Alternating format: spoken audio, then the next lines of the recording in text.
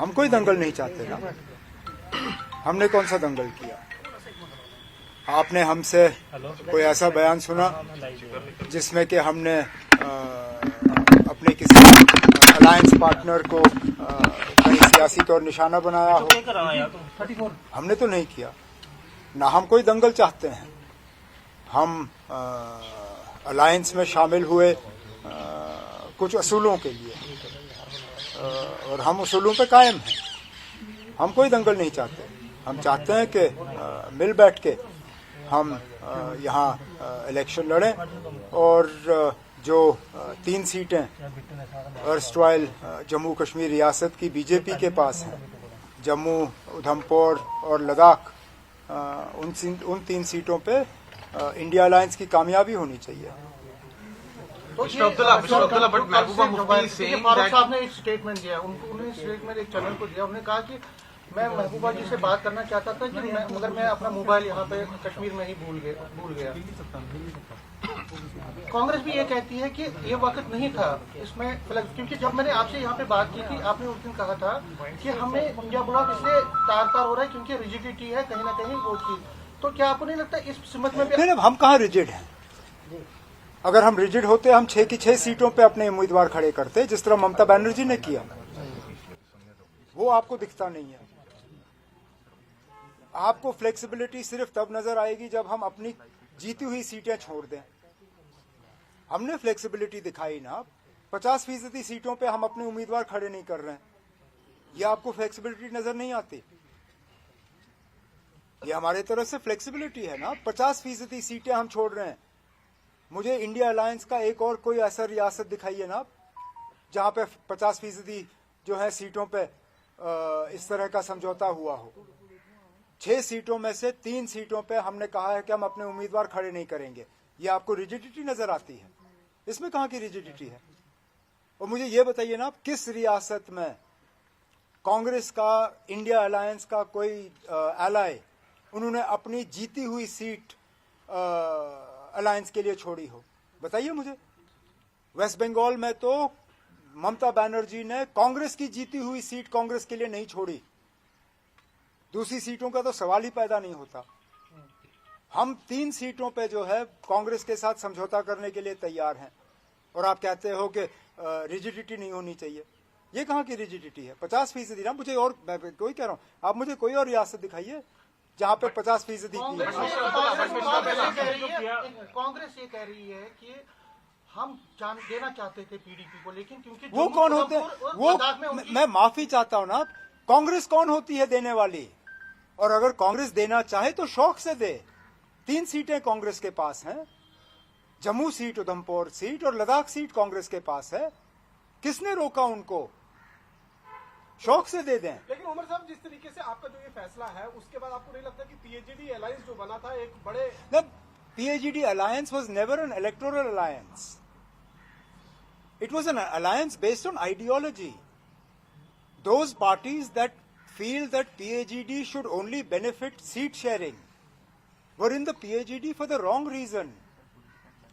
Neither PAGD nor India Alliance was just about seats for us. It was about an idea. It was about a goal. We stand to that goal. Those who feel that India Alliance or PAGD should only be about seats, this question is for them, not for us. We are committed to the ideas of both India Alliance and PAGD. There are 3 seats we have already given to the India Alliance. What more do you want from us? Mr. Abdullah, Mahbooba Mufti is saying that if National Conference wanted to contest on all 3 seats in Kashmir, Dr. Farooq Abdullah should have taken an initiative. He should have called a meeting, and PDP was ready to sacrifice all seats if they were taken on board. The PDP had already committed in the Bombay meeting, the Mumbai meeting of the India Alliance. I was there when Madam Mehbooba Mufti categorically said that whatever decision Dr. Farooq Abdullah takes with regard to seat distribution for Parliament in Jammu and Kashmir is acceptable to the PDP. We were all there. She categorically said that any decision Dr. Farooq Abdullah takes is acceptable. So why is she now taking a different position? I'm not answerable for her. As I said, we are not in this for our own petty gains. We have been as flexible as you would expect us to be. Sir, You don't, 1 minute. I'm sitting here in Jammu. You don't think my colleagues in Jammu would like to put candidates up in Jammu and Udhampur parliament seats? Why don't you go and talk to my colleagues in Kishtwar as to what a difficult decision this is for them to not have a national conference candidate in this parliament election? Talk to my colleagues from Jammu, from Kathua, from Udhampur, from Samba, from Riyasi, who would like to see the national conference symbol in this election. But this is not about just simple party politics. Are you yourself going to contest from Srinagar Lok Sabha seat? Sir That's not for you to ask me, and nor is it for me to announce India here. Alliance कमजोर हो रही है। ममता बनर्जी ने सारी सीटों पर खुद लड़ा, इसके अलावा कई सारी और सियासी पार्टियां जो हैं वो भी अलग लड़ रही है। आइडिया ऑफ इंडिया जो है वो पूरी तरह से खत्म हो रहा है। नहीं ना, पूरी तरह से अगर खत्म होता तो शायद कहीं पे भी सीट शेयरिंग मुमकिन नहीं होती। ये सही बात है कि हम उम्मीद कर रहे थे कि वेस्ट बंगाल में भी इंडिया अलायंस की सीट शेयरिंग पे हम कुछ नतीजे हासिल कर सकें, लेकिन चलिए, जहां वेस्ट बंगाल में हमें थोड़ा सा धक्का पहुंचा है, वहां बाकी रियासतों की तरफ देखिए। आप कभी उम्मीद कर रहे थे कि यूपी में होगा या बिहार में होगा, महाराष्ट्र में होगा? कई सारी ऐसी रियासतें हैं जहां पे कांग्रेस ने अपनी सीट शेयरिंग जो है वो मुकम्मल कर ली है। जम्मू कश्मीर में भी कांग्रेस के साथ हमारी बातचीत लगभग तय है। तो एक वेस्ट बंगाल में बेशक उम्मीद के जितनी हमें उम्मीद थी वो हमारी उम्मीद पूरी नहीं हुई, लेकिन मैं खुद कहता हूं मुझे उम्मीद नहीं थी कि यूपी में होगा, लेकिन यूपी में उनको कर दिया। मुझे डर था कि शायद बिहार में मुमकिन नहीं होगा या महाराष्ट्र में प्रॉब्लम होगी। आज उल्टा हाल देखिए, आपको आइडिया ऑफ इंडिया खतरे में नजर आती है, आपको एनडीए खतरे में क्यों नहीं नजर आती? आपका महाराष्ट्र का सीएम और डिप्टी सीएम दोनों दिल्ली भाग रहे हैं क्योंकि उनकी सीट शेयरिंग बीजेपी के साथ जो है वो हो नहीं रही है। अगर आइडिया ऑफ इंडिया खतरे में है तो एनडीए भी खतरे में है, वो भी आपको कहना चाहिए। सर, कल जम्मू कश्मीर इलेक्शन कमीशन आने वाला है, क्या आप उनसे मिलेंगे? और लोकसभा के साथ विधानसभा चुनाव की मांग मैं नहीं मिलूंगा, लेकिन मेरे पार्टी के जो लीडर हजरात हैं वो मिलेंगे। सदोत्रा साहब भी वहाँ पे होंगे, जम्मू के मेरे जो सूबाई सदर हैं वो होंगे, कश्मीर के भी हमारे 2 लीडर जिनमें सूबाई सदर शामिल है वो होंगे, और सकीना यत्तू साहिबा वो होंगी उस मीटिंग में। हमारी तो एक ही डिमांड है कि लोकसभा के साथ विधानसभा के इलेक्शन होने चाहिए। अगर जम्मू कश्मीर में लोकसभा के इलेक्शन हो सकते हैं तो विधानसभा के क्यों नहीं? कहीं बीजेपी को बचाने के लिए विधानसभा के इलेक्शन जो हैं वो पोस्टपोन किए जा रहे हैं, ये यहाँ के लोगों के साथ सरासर नाइंसाफ़ी है।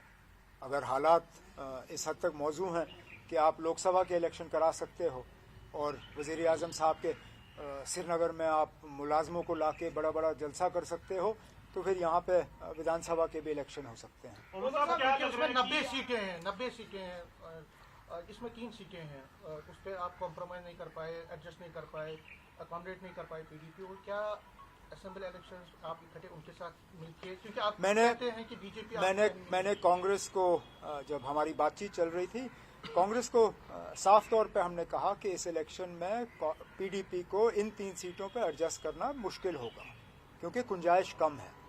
लेकिन अगर पार्लियामेंट में उन्होंने सही मतलब उनका रोल अच्छा रहा और उन्होंने 6 की 6 सीटों पे इंडिया अलायंस की मदद की, तो ज़रूर उनके साथ आगे जाके एक साथ काम करने के लिए हम दरवाज़ा खुला रखेंगे। मतलब आप देखेंगे कि कितने वोट लेते हैं या कितना वो कंट्रीब्यूट करते हैं इंडिया ब्लॉक को। जाहिर सी बात है। उमर साहब, क्या लगता है कि जो एनडीए जिस तरह से चुनाव लड़ रही है, अगर इंडिया अलायंस की बात की जाए, चेहरा नहीं होने का नुकसान यहाँ हो रहा है, कोई पीएम फेस होगा तो ज्यादा बेटर परफॉर्म कर पाएंगे? क्या 2004 में पीएम फेस था जब अडवाणी जी हार गए? 2004 था ना? नहीं ना, अडवाणी जी कब हारे? 4 में हारे। 4 में Advani ji prime ministerial candidate थे, नहीं जीत पाए। उस वक्त शायद ही कोई प्राइम मिनिस्ट्रियल फेस था अलायंस के तरफ से, लेकिन मुझे अभी भी याद है मैं उस वक्त एनडीए में था और प्रमोद महाजन जी अभी जिंदा नहीं हैं, न वाजपेयी साहब जिंदा हैं, लेकिन मैं गवाह हूं जबकि प्रमोद महाजन जी ने वाजपेयी साहब को कहा कि जब तक सोनिया गांधी कांग्रेस के अध्यक्ष हैं आपको यहां से कोई हरा नहीं सकता, और उसी इलेक्शन में बीजेपी हारी। तो ये जरूरी नहीं है कि फेस होना चाहिए, माहौल पे डिपेंड होता है।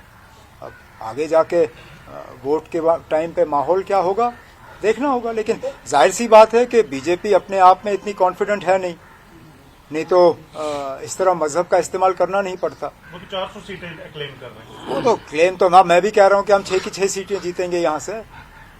बीजेपी वाले भी कहते हैं कि वो कश्मीर की 3 सीटें जीतेंगे, मैं भी देखता हूं कैसे। Mr. Abdullah, one of the election commissioners. Umar साहब, भारतीय जनता पार्टी का कहना है कि जो उन्होंने टारगेट रखा है अपनी बीजेपी का 370 सीट टारगेट का, वो एक एट्रीब्यूट है आर्टिकल एब्रोगेशन ऑफ आर्टिकल 370 के। तो फिर what is your take? Nothing. Mr. Abdullah, election commissioner Arun Goyal tendered his resignation all of a sudden on the eve of the Lok Sabha elections. Now questions are being raised that what is happening with the election commission. How am I to answer what is happening in the election commission? वो आप या तो गोयल साहब से पूछिए या election commission से पूछिए, वो आ रहे हैं यहाँ परसों। अगर इस तरह आपके साथ बैठेंगे तो पूछिए क्या हो रहा है।